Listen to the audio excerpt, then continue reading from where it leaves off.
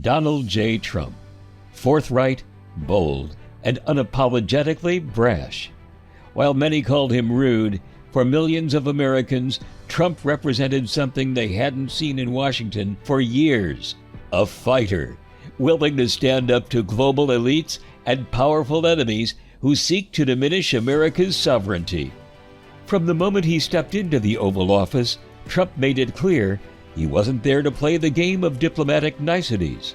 He was there to disrupt the status quo, challenge America's enemies, and restore the country's strength.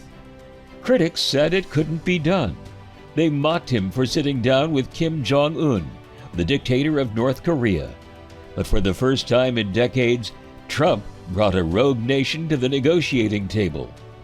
The media was quick to label it a failure, an act of legitimizing a tyrant. But what they couldn't ignore was that Trump's approach was bold. He wasn't afraid to take risks to achieve peace. Because President Trump has put us in a position where we can actually prevail and make the world a better, safer place. Okay, Greg? Well, if this were Obama, they would already have demolished Mount Rushmore, and they'd put 4 Obama heads right there. I want to hit the point about the optics. They say by elevating Kim, the optics are he's getting something for nothing. It may actually help Rocket Man, but why wouldn't he do it? The point is that's going to be part of the deal. He's going to be in a deal that is going to probably help him survive. But obviously, the sanctions worked, and the sanctions worked because they're like I would call the sanctions the Trump handshake, right? It's the handshake that doesn't let go and just gets tighter and tighter and tighter. I'm going to coin that the Trump handshake because it can go on forever. There's no end to these sanctions. If you can always make them worse. And I think they're realizing that this isn't going the way they want to go. And also, he targeted companies, which is I think is pretty new. I mean, you target countries, but you target their companies. That's kind of interesting.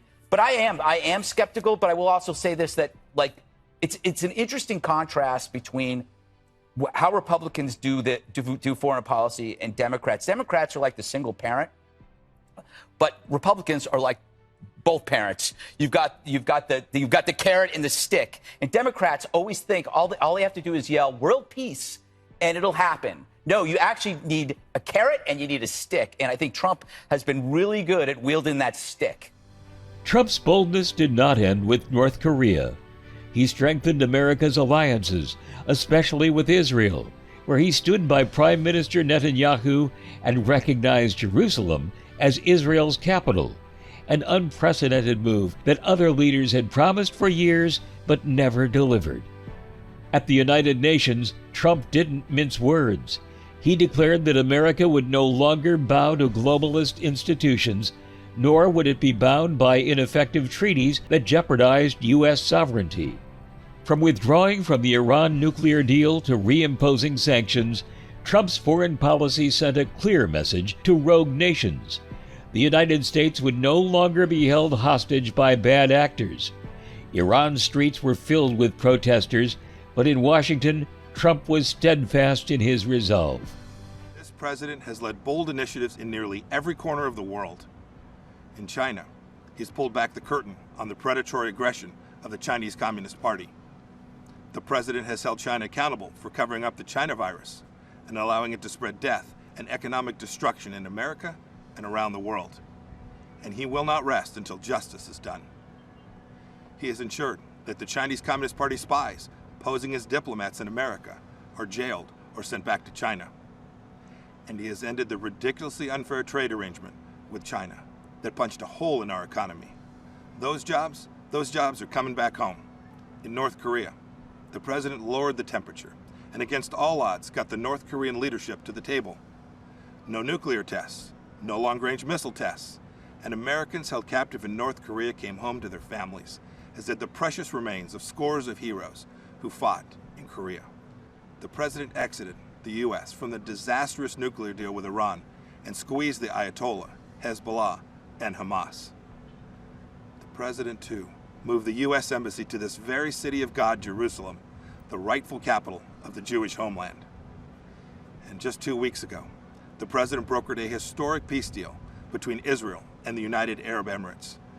This is a deal that our grandchildren will read about in their history books. Today, because of the president's determination and leadership, the ISIS caliphate is wiped out. It's gone. Its evil leader, Abu Bakr al-Baghdadi, is dead. And our brave soldiers, they're on their way home. Today, because of President Trump, NATO is stronger, Ukraine has defensive weapon systems, and America left a harmful treaty so our nation can now build missiles to deter Russian aggression. And in the Middle East, when Iran threatened, the president approved a strike that killed the Iranian terrorist, Qasem Soleimani. This is the man most responsible for the murder and maiming of hundreds of American soldiers and thousands of Christians across the Middle East. But Trump didn't just focus on diplomacy. He made it his mission to rebuild America's military after years of neglect. He knew that a strong military was the foundation of peace. To his supporters, Donald Trump wasn't just a leader, he was a fighter, unafraid to challenge the global elites, unafraid to call out America's enemies, and unafraid to put American sovereignty first.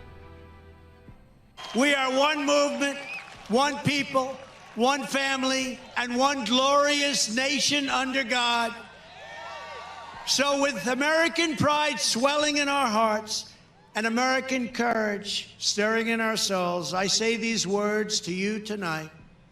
We will make America powerful again. We will make America wealthy again.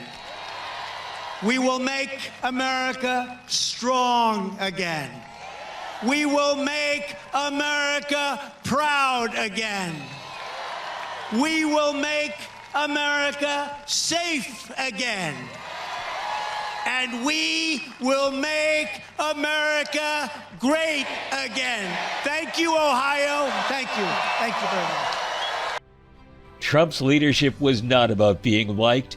It was about protecting the future of America.